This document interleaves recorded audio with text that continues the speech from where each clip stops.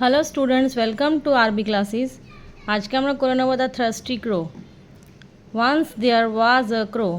একদা সময় একটা কাক ছিল। হি ওয়াজ ভ্যারি থার্স্টি। সে খুব তৃষ্ণার্ত ছিল বা তার খুব পিপাসা পেয়েছিল। He flew here and there in search of water. সে এখানে সেখানে ঘুরতে রইল জলের খোঁজে।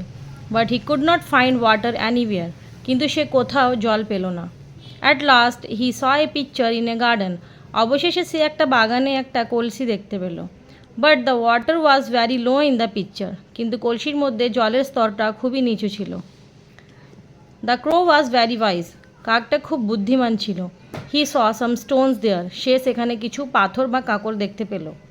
হি থট অফ এ প্ল্যান। সে একটা যুক্তি আঁটল।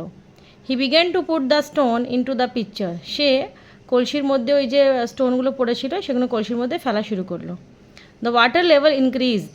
তো জলের স্তরটা বেড়ে গেল। He drank the water and flew away. সে জল পান করলো এবং উড়ে গেল। মরাল মানে আমরা যেই গল্পটা পড়ে কী শিক্ষা পেয়েছি, where there is a will মানে যেখানে কিছু করার ইচ্ছা থাকে, দেয়ার ইজ আ ওয়ে পথ নিজে নিজেই বেরিয়েছে।